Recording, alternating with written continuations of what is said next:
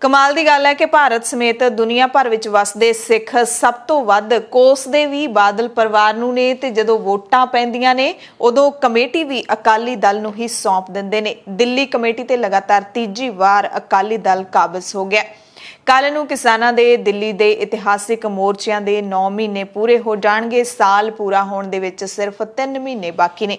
Captain ਦੇ ਪਿੱਛੇ ਹੁਣ ਮੋਦੀ ਸਾਹਿਬ ਨੇ ਵੀ ਗੰਨੇ ਦੇ ਭਾਅ ਦੇ ਵਿੱਚ ਵਾਧਾ ਕੀਤਾ, ਪਰ ਸ਼ਰਮਨਾਕ 5 ਰੁਪਏ ਦਾ ਵਾਧਾ। 5 ਰੁਪਏ ਦੇ ਵਿੱਚ ਤਾਂ ਅੱਜ ਚਾਹ ਦਾ ਕੱਪ ਵੀ ਨਹੀਂ ਮਿਲਦਾ। ਪੰਜਾਬ ਕਾਂਗਰਸ ਦਾ ਕਲੇਸ਼ ਕਿੱਥੇ ਤੱਕ ਪਹੁੰਚਿਆ, ਅਫਗਾਨਿਸਤਾਨ ਦੇ ਕੀ ਹਾਲਾਤ ਨੇ, ਔਰਤਾਂ ਤੇ ਕਿਹੜੀ ਪਾਬੰਦੀ ਲਾ ਦਿੱਤੀ ਗਈ ਹੈ ਤੇ ਯਾਤਰਾ ਦੇ ਨਾਲ ਜੁੜੀ ਵੀ ਵੱਡੀ ਖਬਰ ਹੈ। ਉਹ ਸਾਰੀਆਂ ਖਬਰਾਂ ਤੁਹਾਨੂੰ ਇਸ ਬੁਲੇਟਿਨ ਦੇ ਵਿੱਚ ਦੱਸਾਂਗੇ। ਸਤਿ ਸ਼੍ਰੀ ਅਕਾਲ ਜੀ। ਐਮਰਜੈਂਸੀ ਬੁਲੇਟਿਨ ਦੇਖਣ ਵਾਲੇ ਸਾਰੇ ਦਰਸ਼ਕਾਂ ਦਾ ਸਵਾਗਤ ਹੈ।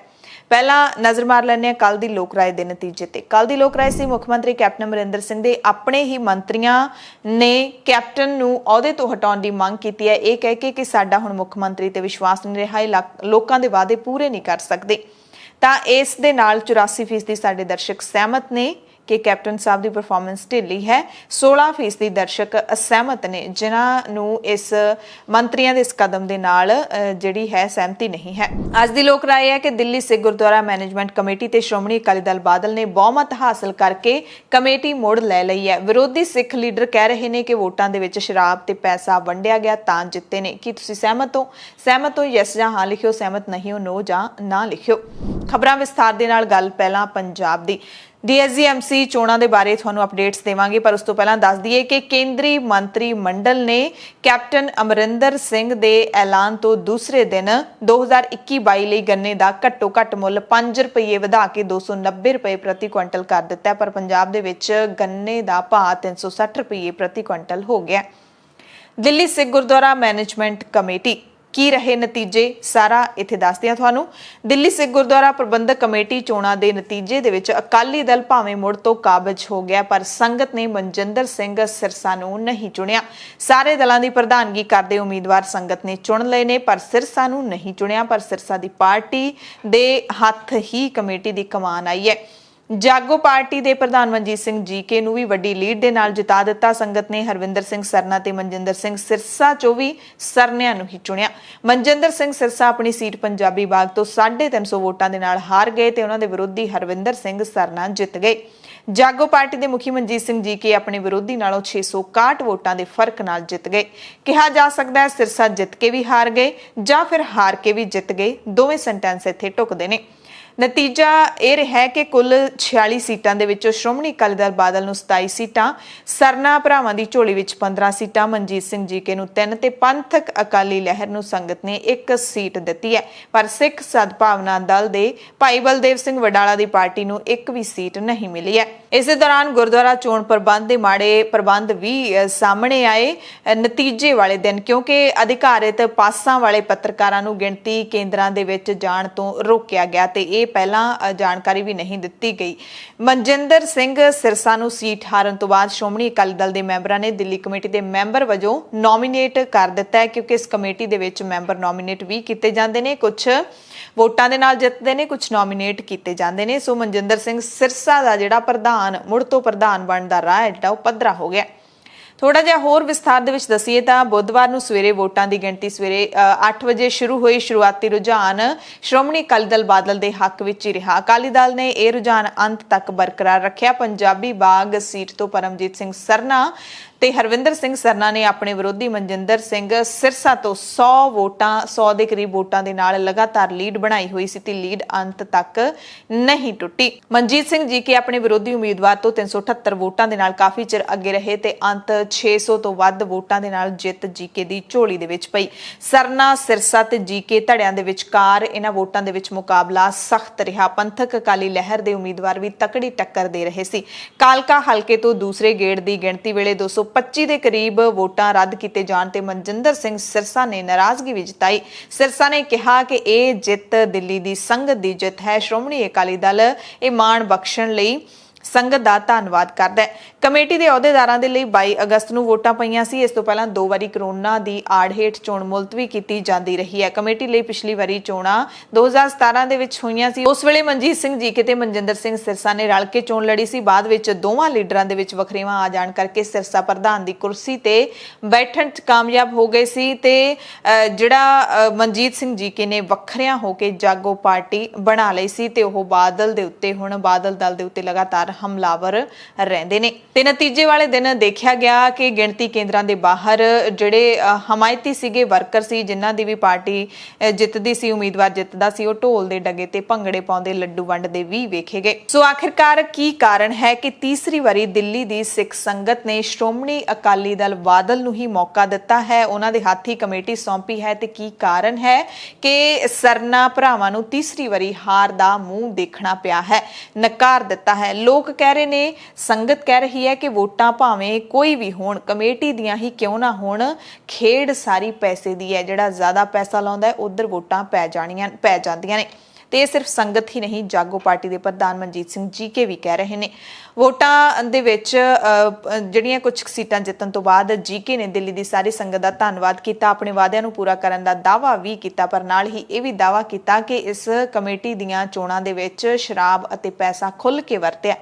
ਕਹਿੰਦੇ ਇਹਨਾਂ ਚੋਣਾਂ ਦੇ ਵਿੱਚ ਬਹੁਤ ਕੁਝ ਅਜਿਹਾ ਵਰਤਿਆ ਗਿਆ ਹੈ ਜੋ ਨਹੀਂ ਵਰਤਿਆ ਜਾਣਾ ਚਾਹੀਦਾ ਸੀ, ਪਰ ਅਸੀਂ ਕੁਝ ਵੀ ਅਜਿਹੀ ਚੀਜ਼ ਦਾ ਇਸਤੇਮਾਲ ਨਹੀਂ ਕੀਤਾ, ਨਾ ਪੈਸੇ ਦਾ ਨਾ ਹੀ ਨਸ਼ੇ ਦਾ। ਜਾਗੋ ਪਾਰਟੀ ਪੰਥ, ਕੌਮ, ਸਿੱਖਾਂ, ਗੁਰੂ ਘਰਾਂ ਦੇ ਮਸਲਿਆਂ ਤੇ ਪੂਰਾ ਧਿਆਨ ਦੇਵੇਗੀ ਤੇ ਹੱਲ ਕਰਵਾਏਗੀ।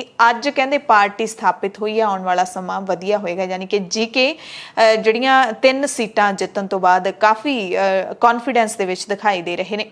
ਪਰਮਜੀਤ ਸਿੰਘ ਸਰਨਾ ਨੇ ਦਿੱਲੀ ਦੀ ਸੰਗਤ ਦਾ ਸ਼੍ਰੋਮਣੀ ਅਕਾਲੀ ਦਲ ਦਿੱਲੀ ਤੇ ਵਿਸ਼ਵਾਸ ਕਰਨ ਤੇ ਵੋਟਾਂ ਪਾਉਣ ਦੇ ਲਈ ਧੰਨਵਾਦ ਕੀਤਾ। 15 ਸੀਟਾਂ ਜਿੱਤਣ ਤੋਂ ਬਾਅਦ ਪਰਮਜੀਤ ਸਿੰਘ ਸਰਨਾ ਵੀ ਹੌਸਲੇ ਦੇ ਵਿੱਚ ਨੇ। ਖਾਸ ਕਰਕੇ ਮਨਜਿੰਦਰ ਸਿੰਘ ਸਿਰਸਾ ਨੂੰ ਪੰਜਾਬੀ ਬਾਗ ਤੋਂ ਹਰਾਉਣ ਨੂੰ ਸਰਨਾ ਭਰਾ ਆਪਣੀ ਵੱਡੀ ਜਿੱਤ ਦੱਸ ਰਹੇ ਨੇ। 15 ਸੀਟਾਂ ਵੀ ਕੋਈ ਥੋੜੀਆਂ ਨਹੀਂ ਹੁੰਦੀਆਂ, ਕਿਉਂਕਿ ਜੇ ਸੀਟਾਂ ਪਿਛਲੀ ਵਾਰ ਵਾਂਗੂ ਬਹੁਤ ਹੀ ਘੱਟ ਗਿਣਤੀ ਤੇ ਸਿਮਟ ਕੇ ਰਹਿ ਜਾਂਦੀਆਂ ਤਾਂ ਪਾਰਟੀ ਦਾ ਸ਼ਾਇਦ ਦਿੱਲੀ ਦੇ ਵਿੱਚ ਕੋਈ ਆਧਾਰ ਨਹੀਂ ਬਚਣਾ ਸੀ। ਸਰਨਾ ਭਰਾਵਾਂ ਨੇ ਸੰਗਤ ਨਾਲ ਵਾਅਦਾ ਕਰਦਿਆਂ ਕਿਹਾ ਕਿ ਅਸੀਂ ਮਿਲ ਕੇ ਸਿੱਖ ਭਾਈਚਾਰੇ ਦੀ ਚੜ੍ਹਦੀ ਕਲਾ ਦੇ ਲਈ ਕੰਮ ਕਰਦੇ ਰਹਾਂਗੇ।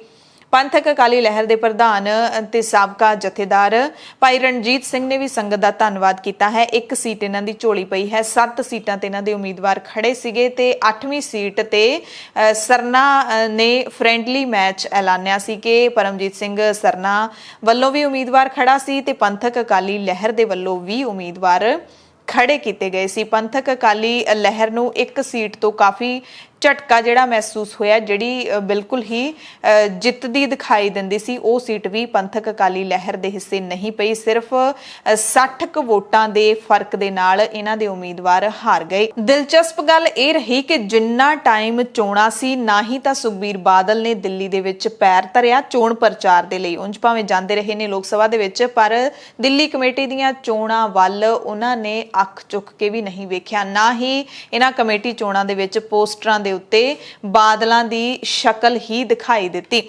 ਕਿਸੇ ਉਮੀਦਵਾਰ ਨੇ ਪੋਸਟਰਾਂ ਤੇ ਫੋਟੋ ਨਹੀਂ ਲਾਈ ਤੇ ਜਦੋਂ ਰਿਜ਼ਲਟ ਆ ਗਿਆ ਸੁਖਬੀਰ ਬਾਦਲ ਸਿੱਧੇ ਦਿੱਲੀ ਲੈਂਡ ਹੋ ਗਏ ਤੇ ਸਿਰਸਾ ਤੇ ਕਾਲਕਾ ਉਹਨਾਂ ਦੇ ਸੱਜੇ ਖੱਬੇ ਬਹਿ ਗਏ। ਜਦੋਂ ਪ੍ਰੈਸ ਕਾਨਫਰੰਸ ਕਰਨੀ ਸੀ ਜਿੱਤਣ ਤੋਂ ਬਾਅਦ ਤਾਂ ਸੁਖਬੀਰ ਬਾਦਲ ਵਿਚਾਲੇ ਬੈਠੇ ਪ੍ਰੈਸ ਕਾਨਫਰੰਸ ਕਰ ਰਹੇ ਸੀ ਤੇ ਇਹੀ ਸ਼ਾਇਦ ਸਿਆਸਤ ਹੈ ਜਿਹੜੀ ਕਿ ਸਾਡੇ ਲੋਕਾਂ ਨੂੰ ਸਮਝ ਨਹੀਂ ਆਉਂਦੀ। ਤਾਂ ਮਨਜਿੰਦਰ ਸਿੰਘ ਸਿਰਸਾ ਤੇ ਸੁਖਬੀਰ ਬਾਦਲ ਨੇ ਇਕੱਠਿਆਂ ਪ੍ਰੈਸ ਕਾਨਫਰੰਸ ਕੀਤੀ। ਸਿਰਸਾ ਨੇ ਕਿਹਾ ਕਿ ਸਿੱਖ ਕੌਮ ਨੇ ਅੱਜ ਫਿਰ ਸ਼੍ਰੋਮਣੀ ਅਕਾਲੀ ਦਲ ਦੇ ਹੱਕ ਵਿੱਚ ਫਤਵਾ ਦੇ ਦਿੱਤਾ ਤੇ ਲੋਕਾਂ ਦੀ, ਦਿੱਲੀ ਦੇ ਲੋਕਾਂ ਦੀ ਬੜੀ ਵੱਡੀ ਜਿੱਤ ਹੈ। ਸੁਖਬੀਰ ਬਾਦਲ ਨੇ ਵੀ ਦਿੱਲੀ ਦੀ ਸੰਗਤ ਨੂੰ ਵਧਾਈ ਦਿੱਤੀ। ਉਹਨਾਂ ਕਿਹਾ ਕਿ ਚੋਣਾਂ ਭਾਰਤ ਦੇ ਸੰਵਿਧਾਨ ਮੁਤਾਬਿਕ ਹੁੰਦੀਆਂ ਨੇ ਤੇ ਸਾਰਿਆਂ ਨੇ ਸ਼੍ਰੋਮਣੀ ਅਕਾਲੀ ਦਲ ਨੂੰ ਕਾਬਲ ਸਮਝਿਆ ਤੇ ਸਾਨੂੰ ਜਿਤਾਇਆ। ਜਿੰਨੀਆਂ ਵੀ ਚੋਣਾਂ ਹੋਈਆਂ ਨੇ ਹਰ ਵਾਰੀ ਸੰਗਤ ਨੇ ਅਕਾਲੀ ਦਲ ਦੇ ਹੱਕ ਦੇ ਵਿੱਚ ਹੀ ਫਤਵਾ ਦਿੱਤਾ। ਤੇ ਇਸ ਮੌਕੇ ਸੁਖਬੀਰ ਬਾਦਲ ਨੇ ਵੀ ਇਲਜ਼ਾਮ ਲਾਇਆ ਕਿ ਮਨਜਿੰਦਰ ਸਿੰਘ ਸਿਰਸਾ ਨੂੰ ਧੱਕੇ ਨਾਲ ਹਰਾਇਆ ਗਿਆ ਹੈ ਤੇ ਅਸੀਂ ਸਿਰਸਾ ਨੂੰ ਨੋਮੀਨੇਟ ਕਰਾਂਗੇ ਤੇ ਨਾਮਜ਼ਦ ਕਰ ਵੀ ਦਿੱਤਾ ਗਿਆ। ਸ਼੍ਰੋਮਣੀ ਗੁਰਦੁਆਰਾ ਪ੍ਰਬੰਧਕ ਕਮੇਟੀ ਦਾ ਇਲੈਕਸ਼ਨ ਪੰਜਾਬ, ਹਰਿਆਣਾ, ਹਿਮਾਚਲ ਤੇ ਰਾਜਸਥਾਨ ਤੋਂ ਹੁੰਦਾ ਹੈ। 100 ਸਾਲ ਹੋ ਗਏ ਸ਼੍ਰੋਮਣੀ ਗੁਰਦੁਆਰਾ ਪ੍ਰਬੰਧਕ ਕਮੇਟੀ ਨੂੰ ਬਣੇ ਨੂੰ। 100 ਸਾਲਾਂ 'ਚ ਜਿੰਨੇ ਵੀ ਇਲੈਕਸ਼ਨ ਹੋਏ ਹੈ 100% ਇਲੈਕਸ਼ਨ ਸ਼੍ਰੋਮਣੀ ਅਕਾਲੀ ਦਲ ਨੂੰ ਸਿੱਖ ਕੌਮ ਤੇ ਸਿੱਖ ਪੰਥ ਨੇ ਫਤਵਾ ਦਿੱਤਾ ਸੇਵਾ ਕਰਨ ਵਾਸਤੇ। ਉਵੇਂ ਹੀ ਦਿੱਲੀ ਗੁਰਦੁਆਰਾ ਪ੍ਰਬੰਧਕ ਕਮੇਟੀ ਦੀ ਕਮੇਟੀ ਬਣਾਈ ਗਈ। ਇੱਥੋਂ ਦੇ ਗੁਰੂ ਘਰਾਂ ਦੀ ਸੇਵਾ ਸੰਭਾਲ ਵਾਸਤੇ ਆਪਣਾ ਐਕਟ ਬਣਾਇਆ ਗਿਆ। ਤੇ ਇੱਥੇ ਵੀ 4 ਸਾਲ ਬਾਅਦ ਇਲੈਕਸ਼ਨ ਦਾ ਸਿਸਟਮ ਸ਼ੁਰੂ ਕੀਤਾ।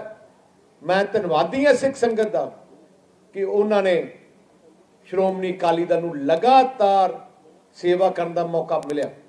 ਬੜੀ ਪੰਥ ਵਿਰੋਧੀ ਸ਼ਕਤੀਆਂ ਪੰਜਾਬ 'ਚ ਵੀ ਤੇ ਇੱਥੇ ਵੀ ਕੋਸ਼ਿਸ਼ ਕਰਦੀ ਰਹੀਆਂ ਕਿ ਪੰਥ ਨੂੰ ਦੋ ਫੜ ਕਰਨ ਨੂੰ, ਪਰ ਮੈਂ ਸਿੱਖ ਸੰਗਤ ਨੂੰ ਧੰਨਵਾਦ ਕਰਨਾ ਚਾਹੁੰਦਾ।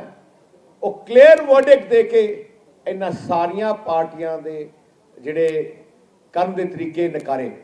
ਸੋ ਦਿੱਲੀ ਸਿੱਖ ਗੁਰਦੁਆਰਾ ਮੈਨੇਜਮੈਂਟ ਕਮੇਟੀ ਦੀਆਂ ਚੋਣਾਂ ਨਿਬੜ ਗਈਆਂ ਨੇ। ਪਿਛਲੇ ਕਈ ਸਮੇਂ ਤੋਂ ਇਹਨਾਂ ਦਾ ਰੌਲਾ ਪੈ ਰਿਹਾ ਸੀ ਤੇ ਕਈ ਜਣੇ ਨਿਰਾਸ਼ ਹੋਏ ਹੋਣਗੇ, ਕਈ ਉਦਾਸ ਹੋਏ ਹੋਣਗੇ ਤੇ ਸ਼੍ਰੋਮਣੀ ਅਕਾਲੀ ਦਲ ਦੇ ਜਿਹੜੇ ਉਮੀਦਵਾਰ, ਵਰਕਰ ਤੇ ਲੀਡਰ ਨੇ ਉਹ ਖੁਸ਼ ਨੇ ਤੇ ਭੰਗੜੇ ਪਾ ਰਹੇ ਨੇ, ਖੁਸ਼ੀਆਂ ਮਨਾ ਰਹੇ ਨੇ। ਪਰ ਸਭ ਤੋਂ ਵੱਡੀ ਗੱਲ ਤਾਂ ਇਹੀ ਹੁੰਦੀ ਹੈ ਕਿ ਜੇ ਕਮੇਟੀ ਦੀਆਂ ਚੋਣਾਂ ਨੇ, ਜਿਹੜੀ ਵੀ ਕਮੇਟੀ ਆਏਗੀ, ਗੋਲਕ ਦਾ ਪੈਸਾ ਜਿਹੜਾ ਉਸ ਨੂੰ ਸਹੀ ਢੰਗ ਦੇ ਨਾਲ ਵਰਤਿਆ ਜਾਵੇ, ਸਿੱਖ ਕੌਮ ਦਾ ਪ੍ਰਚਾਰ ਤੇ ਪ੍ਰਸਾਰ ਦੇ ਵਿੱਚ ਲਾਇਆ ਜਾਵੇ, ਗੁਰੂ ਘਰਾਂ ਦਾ ਸਹੀ ਪ੍ਰਬੰਧ ਹੈ ਜਿਹੜਾ ਉਹ ਕੀਤਾ ਜਾਵੇ, ਨੌਜਵਾਨੀ ਨੂੰ ਜਿਹੜਾ ਹੈਗਾ ਉਹ ਸਿੱਖੀ ਵੱਲ ਜੋੜਿਆ ਜਾਵੇ। ਹਿਮਾਚਲ ਪ੍ਰਦੇਸ਼ ਦੇ ਮੰਡੀ ਜ਼ਿਲ੍ਹੇ ਤੋਂ ਅਹਿਮ ਖਬਰ ਹੈ, ਜਿੱਥੇ ਪੰਡੋਹ ਦੇ ਨੇੜੇ ਢਿੱਗਾਂ ਡਿੱਗਣ ਦੇ ਕਾਰਨ ਚੰਡੀਗੜ੍ਹ ਮਨਾਲੀ ਰਾਜਮਾਰਗ ਹੈ ਜਿਹੜਾ ਉਹ ਆਵਾਜਾਈ ਦੇ ਲਈ ਬੰਦ ਹੋ ਗਿਆ। ਵੱਡੀ ਗਿਣਤੀ ਵਿੱਚ ਲੋਕ ਇੱਥੇ ਫਸੇ ਹੋਏ ਨੇ। National highway authority of India ਨੇ ਹਾਈਵੇ ਨੂੰ ਸਾਫ਼ ਕਰਨ ਦੀ ਕਾਰਵਾਈ ਸ਼ੁਰੂ ਕਰ ਦਿੱਤੀ ਸੀ। ਸਾਊਦੀ ਅਰਬ ਨੇ 20 ਮੁਲਕਾਂ ਦੇ ਪ੍ਰਵਾਸੀ ਕਾਮਿਆਂ ਤੇ ਲਾਏ ਗਏ ਟਰੈਵਲ ਬੈਨ ਨੂੰ ਖਤਮ ਕਰ ਦਿੱਤਾ ਹੈ ਤੇ ਇੱਕ ਵੱਡੀ ਰਾਹਤ ਵਾਲੀ ਖਬਰ ਹੈ। ਖਾਸ ਕਰਕੇ ਭਾਰਤ ਦੇ ਵਿੱਚੋਂ ਜਿਹੜੇ ਵੱਡੀ ਗਿਣਤੀ ਵਿੱਚ ਕਾਮੇ ਨੇ ਜਿਹੜੇ ਸਾਊਦੀ ਅਰਬ ਦੇ ਵਿੱਚ ਜਾਂਦੇ ਨੇ, ਪੰਜਾਬ ਦੇ ਵਿੱਚੋਂ ਵੀ ਵੱਡੀ ਗਿਣਤੀ ਦੇ ਵਿੱਚ ਨੌਜਵਾਨ ਰੁਜ਼ਗਾਰ ਦੇ ਲਈ ਸਾਊਦੀ ਅਰਬ ਜਾਂਦੇ ਨੇ। ਕੋਵਿਡ ਕਾਰਨ ਸਾਊਦੀ ਅਰਬ ਨੇ ਫਰਵਰੀ ਮਹੀਨੇ ਦੇ ਵਿੱਚ ਇਹ ਪਾਬੰਦੀ ਲਾਈ ਸੀ। ਜਿਹੜੇ 20 ਮੁਲਕਾਂ ਦੇ ਪ੍ਰਵਾਸੀ ਕਾਮਿਆਂ ਤੋਂ ਟਰੈਵਲ ਬੈਨ ਹਟਾਇਆ ਗਿਆ, ਉਹਨਾਂ ਦੇ ਵਿੱਚ ਭਾਰਤ ਵੀ ਸ਼ਾਮਲ ਹੈ। ਸਾਊਦੀ ਅਰਬ ਦੇ ਗ੍ਰਹਿ ਮੰਤਰਾਲੇ ਦੇ ਮੁਤਾਬਿਕ ਜਿਹੜੇ 20 ਦੇਸ਼ਾਂ ਦੇ ਮੁਲਕਾਂ ਤੋਂ ਜਿਹੜੇ 20 ਦੇਸ਼ਾਂ ਦੇ ਕਾਮਿਆਂ ਤੋਂ ਟਰੈਵਲ ਬੈਨ ਹਟਾਇਆ ਗਿਆ, ਉਹ ਹੁਣ ਸਾਊਦੀ ਅਰਬ ਆ ਸਕਦੇ ਨੇ, ਪਰ ਉਹਨਾਂ ਨੇ ਕੋਵਿਡ ਵੈਕਸੀਨ ਦੀਆਂ ਦੋਵੇਂ ਡੋਜ਼ਸ ਲਈਆਂ ਹੋਣੀਆਂ ਚਾਹੀਦੀਆਂ ਨੇ। ਇਹਨਾਂ ਮੁਲਕਾਂ ਦੇ ਵਿੱਚ ਭਾਰਤ ਤੋਂ ਇਲਾਵਾ UAE, ਲੈਬਨਾਨ, ਮਿਸਰ, ਅਰਜਨਟਾਈਨਾ, ਜਰਮਨੀ, ਅਮਰੀਕਾ, Indonesia, Ireland, Italy, Pakistan, Brazil, ਪੁਰਤਗਾਲ, ਬਰਤਾਨੀਆ, ਤੁਰਕੀ, ਦੱਖਣੀ ਅਫਰੀਕਾ, ਸਵੀਡਨ, ਸਵਿਟਜ਼ਰਲੈਂਡ, ਫਰਾਂਸ ਤੇ ਜਾਪਾਨ ਨੇ। ਇਹ ਲੋਕ ਇੱਥੋਂ ਦੇ ਜਿਹੜੇ ਕਾਮੇ ਨੇ ਉਹ ਸਾਊਦੀ ਅਰਬ ਹੁਣ ਜਾ ਸਕਦੇ ਨੇ। ਪੰਜਾਬ ਦੀ ਸਿਆਸਤ ਦੇ ਵਿੱਚ ਵੀਰਵਾਰ ਨੂੰ ਵੱਡਾ ਧਮਾਕਾ ਹੋਣ ਜਾ ਰਿਹਾ ਹੈ। ਦਿੱਲੀ ਦੇ ਮੁੱਖ ਮੰਤਰੀ ਤੇ ਆਮ ਆਦਮੀ ਪਾਰਟੀ ਦੇ ਕੌਮੀ ਕਨਵੀਨਰ ਅਰਵਿੰਦ ਕੇਜਰੀਵਾਲ ਵੀਰਵਾਰ ਨੂੰ ਪੰਜਾਬ ਆ ਰਹੇ ਨੇ। ਇਸ ਦੌਰਾਨ ਉਹ ਸਾਬਕਾ ਮੰਤਰੀ ਸੇਵਾ ਸਿੰਘ ਸੇਖਵਾਂ ਨੂੰ ਉਹਨਾਂ ਦੇ ਪਿੰਡ ਸੇਖਵਾਂ ਜ਼ਿਲ੍ਹਾ ਗੁਰਦਾਸਪੁਰ ਮਿਲਣਗੇ ਤੇ ਚਰਚਾ ਚੱਲ ਰਹੀ ਹੈ ਕਿ ਸੇਵਾ ਸਿੰਘ ਸੇਖਵਾਂ ਆਮ ਆਦਮੀ ਪਾਰਟੀ ਦੇ ਜਿਹੜੇ ਮੁੱਖ ਮੰਤਰੀ ਉਮੀਦਵਾਰ ਹੋਣਗੇ ਪੰਜਾਬ ਤੋਂ। ਇਹ ਜਾਣਕਾਰੀ ਰਾਘਵ ਚੱਡਾ ਨੇ ਟਵੀਟ ਕਰਕੇ ਸਾਂਝੀ ਕੀਤੀ ਹੈ ਤੇ ਪੂਰੀ ਜਿਹੜੀ ਇਹ ਕਿਆਸ ਲਾਈਆਂ ਜਾ ਰਹੀਆਂ ਨੇ ਕਿ ਸੇਵਾ ਸਿੰਘ ਸੇਖਵਾਂ ਆਮ ਆਦਮੀ ਪਾਰਟੀ ਦੇ ਵਿੱਚ ਸ਼ਾਮਿਲ ਹੋਣਗੇ ਤੇ ਮੁੱਖ ਮੰਤਰੀ ਦਾ ਚਿਹਰਾ ਉਹਨਾਂ ਨੂੰ ਬਣਾਇਆ ਜਾਵੇਗਾ ਤੇ ਇਹ ਸ਼੍ਰੋਮਣੀ ਅਕਾਲੀ ਦਲ ਯੂਨਾਈਟਿਡ ਯਾਨੀ ਕਿ ਸੰਯੁਕਤ ਦੇ ਲਈ ਵੱਡਾ ਝਟਕਾ ਮੰਨਿਆ ਜਾ ਰਿਹਾ ਹੈ। ਸੇਵਾ ਸਿੰਘ ਸੇਖਵਾਂ ਪਹਿਲਾਂ ਬ੍ਰਹਮਪੁਰਾ ਧੜੇ ਦੇ ਵਿੱਚ ਸੀ, ਉਹਨਾਂ ਨੂੰ ਛੱਡ ਕੇ ਢੀਂਡਸਾ ਗਰੁੱਪ ਦੇ ਨਾਲ ਚਲੇ ਗਏ ਸੀ। ਦੋਵਾਂ ਧੜਿਆਂ ਦੇ ਇਕੱਠੇ ਹੋਣ ਤੋਂ ਬਾਅਦ ਸੇਵਾ ਸਿੰਘ ਸੇਖਵਾਂ ਸਰਗਰਮ ਨਜ਼ਰ ਹੀ ਨਹੀਂ ਆਏ ਤੇ ਹੁਣ ਪਤਾ ਲੱਗਿਆ ਕਿ ਕਿੱਧਰ ਨੂੰ ਜਾ ਰਹੇ ਨੇ। ਕਿਸਾਨ ਲੀਡਰ ਬਲਵੀਰ ਸਿੰਘ ਰਾਜੇਵਾਲ ਨੇ ਬੀਜੇਪੀ ਨੂੰ ਛੱਡ ਕੇ ਬਾਕੀ ਸਾਰੀਆਂ ਪਾਰਟੀਆਂ ਦੇ ਲਈ ਬੜਾ ਰਾਹਤ ਭਰਿਆ ਐਲਾਨ ਕੀਤਾ ਹੈ। ਕਾਂਗਰਸ, ਅਕਾਲੀ ਦਲ, ਆਮ ਆਦਮੀ ਪਾਰਟੀ ਸਭ ਦੇ ਚਿਹਰੇ ਹੁਣ ਖੁਸ਼ੀਆਂ ਦੇ ਨਾਲ ਖਿੜ ਜਾਣਗੇ ਕਿਉਂਕਿ ਬਲਵੀਰ ਸਿੰਘ ਰਾਜੇਵਾਲ ਨੇ ਮੁੱਖ ਮੰਤਰੀ ਕੈਪਟਨ ਅਮਰਿੰਦਰ ਸਿੰਘ ਦੇ ਨਾਲ ਬੈਠਕ ਤੋਂ ਬਾਅਦ ਇੱਕ ਵੱਡਾ ਐਲਾਨ ਕੀਤਾ ਕਿ ਜਿਹੜਾ ਖੇਤੀ ਕਾਨੂੰਨ ਲਿਆਉਣ ਵਾਲੀ ਬੀਜੇਪੀ ਪਾਰਟੀ ਹੈ ਜਿਹੜੀ ਉਹੀ ਕਿਸਾਨਾਂ ਦੀ ਦੁਸ਼ਮਣ ਹੈ। ਬਾਕੀ ਕਿਸੇ ਵੀ ਪਾਰਟੀ ਦਾ ਅਸੀਂ ਵਿਰੋਧ ਹੈ ਜਿਹੜਾ ਉਹ ਨਹੀਂ ਕਰਨਾ। ਉਹਨਾਂ ਨੇ ਕਿਹਾ ਕਿ ਸਪਸ਼ਟ ਕੀਤਾ ਕਿ ਕਿਸੇ ਵੀ ਹੋਰ ਪਾਰਟੀ ਜਾਂ ਕਿਸੇ ਵੀ ਹੋਰ ਪਾਰਟੀ ਦੇ ਲੀਡਰਾਂ ਦੇ ਵਿਰੋਧ ਦਾ ਅਸੀਂ ਸੱਦਾ ਨਹੀਂ ਦਿੱਤਾ, ਨਾ ਹੀ ਦੇਵਾਂਗੇ। ਜਿਹੜਾ ਕਿਸੇ ਹੋਰ ਪਾਰਟੀ ਦੇ ਪ੍ਰੋਗਰਾਮਾਂ ਜਾਂ ਲੀਡਰਾਂ ਦਾ ਵਿਰੋਧ ਕਰਦਾ ਹੈ ਉਹ ਉਹਨਾਂ ਦੇ ਆਪਣੇ ਦਿਲ ਦੀ ਪੀੜਾ ਹੈ, ਅਸੀਂ ਇਸ ਦਾ ਸੱਦਾ ਨਹੀਂ ਦਿੰਦੇ। ਮੋਰਚਾ ਇਸ ਦੀ ਪ੍ਰਵਾਨਗੀ ਵੀ ਨਹੀਂ ਦਿੰਦਾ ਤੇ ਨਾਲ ਹੀ ਰਾਜੇਵਾਲ ਨੇ ਕਿਸਾਨਾਂ ਨੂੰ ਵੀ ਅਪੀਲ ਕੀਤੀ ਹੈ ਕਿ ਮੋਰਚੇ ਦੇ ਸੱਦੇ ਮੁਤਾਬਿਕ ਹੀ ਪ੍ਰੋਗਰਾਮ ਚਲਾਇਆ ਕਰਨ। ਦਰਅਸਲ ਪੰਜਾਬ ਦੇ ਵਿੱਚ ਪਿਛਲੇ ਕਾਫੀ ਸਮੇਂ ਤੋਂ ਪਹਿਲਾਂ ਤਾਂ ਬੀਜੇਪੀ ਦੇ ਲੀਡਰਾਂ ਦਾ ਹੀ ਵਿਰੋਧ ਕੀਤਾ ਜਾਂਦਾ ਸੀ, ਹੁਣ ਤਾਂ ਅਕਾਲੀ ਲੀਡਰਾਂ ਦਾ, ਕਾਂਗਰਸ ਦੇ ਲੀਡਰਾਂ, ਮੰਤਰੀਆਂ, ਵਿਧਾਇਕਾਂ ਦਾ ਥਾਂ-ਥਾਂ ਤੇ ਵਿਰੋਧ ਹੋ ਰਿਹਾ ਹੈ। ਹੁਣ ਰਾਜੇਵਾਲ ਦਾ ਸੱਦਾ ਕਿੰਨਾ ਕੁ ਰਾਹਤ ਭਰਿਆ ਹੋਏਗਾ ਕਿਉਂਕਿ ਮਾਲਵੇ ਦੇ ਵਿੱਚ ਖਾਸ ਕਰਕੇ ਮਾਨਸਾ, ਸੰਗਰੂਰ ਅਤੇ ਬਠਿੰਡਾ ਜ਼ਿਲ੍ਹੇ ਦੇ ਕਈ ਪਿੰਡਾਂ ਨੇ ਤਾਂ ਲੀਡਰਾਂ ਦੇ ਬਾਈਕਾਟ ਤੱਕ ਕਰ ਰੱਖੇ ਨੇ। ਪੰਜਾਬ ਕਾਂਗਰਸ ਦੇ ਕਲੇਸ਼ ਦੀ ਗੱਲ ਕਰ ਲਈਏ ਤਾਂ ਕਈ ਮਹੀਨਿਆਂ ਦੇ ਹੋ ਹੱਲੇ ਤੋਂ ਬਾਅਦ ਸ਼ਾਂਤੀ ਨਜ਼ਰ ਆਉਂਦੀ ਲੱਗਦੀ ਹੈ। ਪੰਜਾਬ ਮਾਮਲੇ ਦੇ ਇੰਚਾਰਜ ਹਰੀਸ਼ ਰਾਵਤ ਦੇ ਵੱਲੋਂ ਬਾਗੀ ਧੜੇ ਦੇ ਵਫਦ ਨੂੰ ਖਰੀਆਂ ਸੁਣਾਉਣ ਤੋਂ ਬਾਅਦ ਮਾਝਾ ਬ੍ਰਿਗੇਡ ਦੇ ਆਗੂ ਵੀ ਹੁਣ ਪਾਸਾ ਪਲਟਦੇ ਨਜ਼ਰ ਆ ਰਹੇ ਨੇ। ਪੰਜਾਬ ਮਾਮਲਿਆਂ ਦੇ ਇੰਚਾਰਜ ਹਰੀਸ਼ ਰਾਵਤ ਨੇ ਬਾਗੀ ਧੜੇ ਨਾਲ ਮੁਲਾਕਾਤ ਕਰਨ ਤੋਂ ਬਾਅਦ ਕਿਹਾ ਹੈ ਕਿ ਪੰਜਾਬ ਸਰਕਾਰ ਅਤੇ ਪੰਜਾਬ ਕਾਂਗਰਸ ਨੂੰ ਕਿਸੇ ਤਰ੍ਹਾਂ ਦਾ ਕੋਈ ਖਤਰਾ ਨਹੀਂ ਹੈ। ਹਰੀਸ਼ ਰਾਵਤ ਨੇ ਮੀਡੀਆ ਨਾਲ ਗੱਲਬਾਤ ਕਰਦਿਆਂ ਸਪਸ਼ਟ ਕੀਤਾ ਹੈ ਕਿ ਜੇਕਰ ਕਿਸੇ ਦੇ ਘਰ ਕੋਈ ਨਾਰਾਜ਼ ਹੋ ਜਾਂਦਾ ਹੈ ਤਾਂ ਇਹਦਾ ਮਤਲਬ ਇਹ ਨਹੀਂ ਹੁੰਦਾ ਕਿ ਘਰ ਟੁੱਟ ਗਿਆ। ਉਹਨਾਂ ਕਿਹਾ ਕਿ ਪੰਜਾਬ ਦੇ ਵਿੱਚ ਸਰਕਾਰ ਵੱਲੋਂ ਕੰਮ ਕਰਨ ਦੇ ਤਰੀਕੇ ਨੂੰ ਲੈ ਕੇ ਨਾਰਾਜ਼ਗੀ ਹੈ, ਜਿਹੜੀ ਕੁਝ ਦਿਨਾਂ ਤੱਕ ਦੂਰ ਕਰ ਲਵਾਂਗੇ। ਉਹਨਾਂ ਨੇ ਨਵਜੋਤ ਸਿੰਘ ਸਿੱਧੂ ਦੇ ਸਲਾਹਕਾਰਾਂ ਵੱਲੋਂ ਕੀਤੀ ਜਾ ਰਹੀ ਬਿਆਨਬਾਜ਼ੀ ਪ੍ਰਤੀ ਬੋਲਦਿਆਂ ਕਿਹਾ ਕਿ ਸਿੱਧੂ ਨੂੰ ਸਲਾਹਕਾਰਾਂ ਤੇ ਨਕੇਲ ਕੱਸਣ ਲਈ ਪਹਿਲਾਂ ਹੀ ਕਿਹਾ ਜਾ ਚੁੱਕਾ ਹੈ।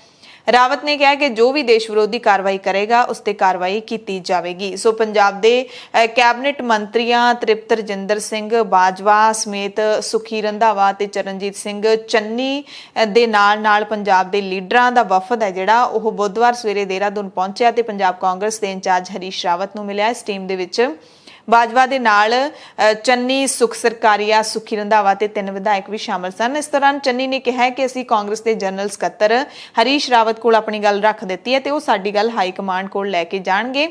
ਜੋ ਵੀ ਫੈਸਲਾ ਕਰਨਗੇ ਉਹ ਸਾਨੂੰ ਮਨਜ਼ੂਰ ਹੋਵੇਗਾ। ਅਸੀਂ ਅੱਜ ਵੀ ਆਪਣੇ ਸਟੈਂਡ ਦੇ ਉੱਤੇ ਪਰ ਖੜੇ ਹੋਏ ਹਾਂ। ਇਸੇ ਦਰਮਿਆਨ ਕਾਂਗਰਸ ਦੀ ਕੌਮੀ ਜਨਰਲ ਸਕੱਤਰ ਪ੍ਰਿਯੰਕਾ ਗਾਂਧੀ ਨੇ ਕੈਪਟਨ ਅਮਰਿੰਦਰ ਸਿੰਘ ਦੀ ਪਿੱਠ ਥਾਪੜੀ। ਟਵੀਟ ਕਰਕੇ ਪ੍ਰਿਯੰਕਾ ਨੇ ਕਿਹਾ ਕਿ ਪੰਜਾਬ ਦੀ ਕਾਂਗਰਸ ਨੇ ਕਿਸਾਨਾਂ ਦੀ ਗੱਲ ਸੁਣੀ ਹੈ, ਗੰਨੇ ਦੇ ਭਾਅ 'ਚ 360 ਰੁਪਏ ਪ੍ਰਤੀ ਕੁਇੰਟਲ ਦਾ ਵਾਅਦਾ ਕੀਤਾ ਹੈ, ਜਦਕਿ ਬੀਜੇਪੀ ਨੇ ਕਿਸਾਨਾਂ ਨੂੰ ਲਾਰੇ ਲੱਪਿਆਂ ਦੇ ਵਿੱਚ ਹੀ ਰੱਖਿਆ ਹੈ।